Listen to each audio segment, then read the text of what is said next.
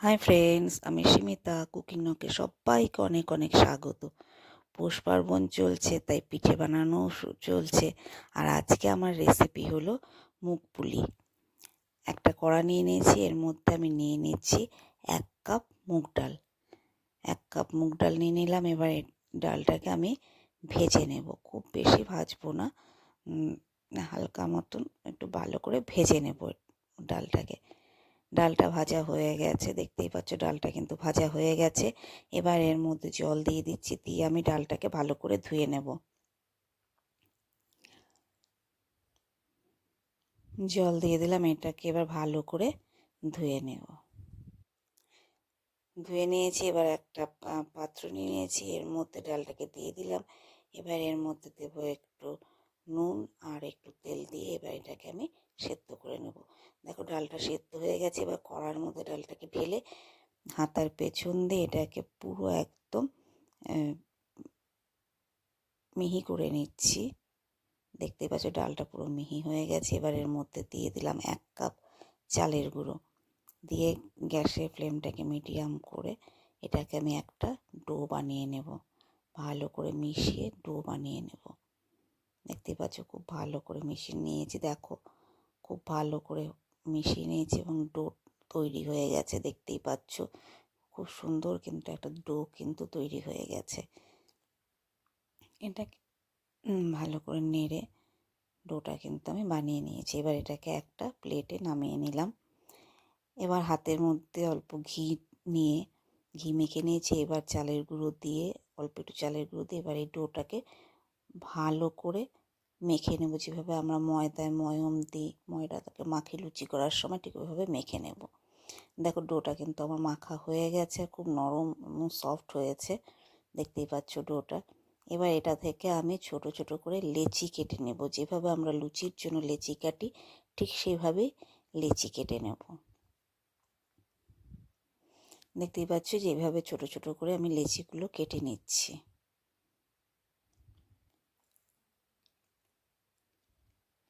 দেখো এইভাবেই আমি সমস্ত লেচিগুলো কিন্তু কেটে নেব। ঠিক এইভাবে সমস্ত লেচিগুলো আমি কেটে নেব। দেখো আমার সমস্ত লেচিগুলো কাটা হয়ে গেছে। এবার একটা ভিজে কাপড় দিয়ে এটাকে ঢেকে দেব, কারণ এটার মধ্যে যদি যেন হাওয়া না লাগে, কারণ তা নাহলে এটা শক্ত হয়ে যাবে আর ফেটে যেতে পারে পিঠে বানানোর সময়। হাতের মধ্যে অল্প ঘি নিয়ে এবার এই লেচিগুলোকে আস্তে আস্তে গড়ে নেব। দেখো এরকম হাতের মধ্যে গোল করে নিলাম, নিয়ে এবার আঙ্গুলে প্রেস করে করে এটাকে একটা বাটির শেপ তৈরি করব। তোমরা জানোই যেভাবে পুর ভরতে হয় কচুরি করার সময়, ঠিক সেইভাবে আমরা বাটির মতন, দেখো আমি বাটির মতন বানিয়ে নিলাম। এবার এর মধ্যে আমি যে ক্ষীরের পুরটা বানিয়ে রেখেছি সেই ক্ষীরের পুরটা দিয়ে দিলাম, দিয়ে এবার মুখটা আটকে দেব।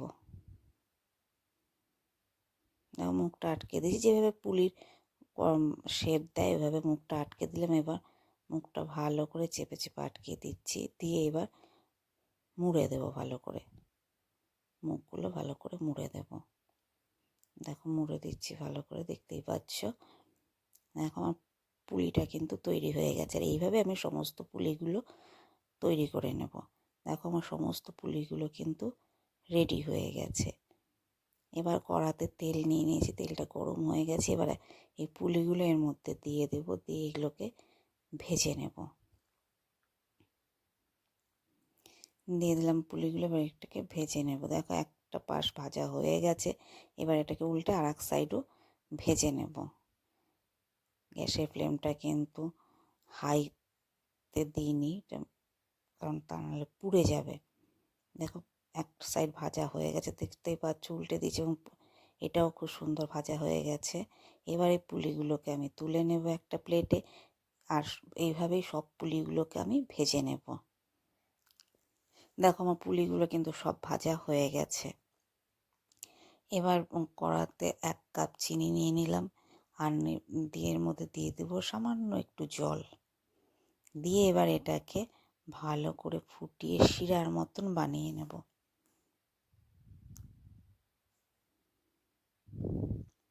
দেখতেই পাচ্ছ আমার শিরাটা কিন্তু রেডি হয়ে গেছে। এবার এর মধ্যে আমি যে পুলিগুলো ভেজে রেখেছি সেই পুলিগুলো দিয়ে দিচ্ছি।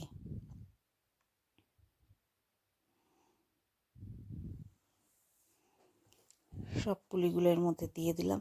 এবার এটাকে ভালো করে নেড়ে চেড়ে পুরো শিরাটার মধ্যে মাখিয়ে নেব। পুলিগুলোকে পুরো শিরার মধ্যে মাখিয়ে নেব, তাহলেই কিন্তু আমার এই মুগ পুলি রেডি হয়ে যাবে। দেখো পুরো শিরার মধ্যে মাখিয়ে নিয়েছি। এবার পুলিগুলোকে একটা প্লেটের মধ্যে নামিয়ে নিচ্ছি।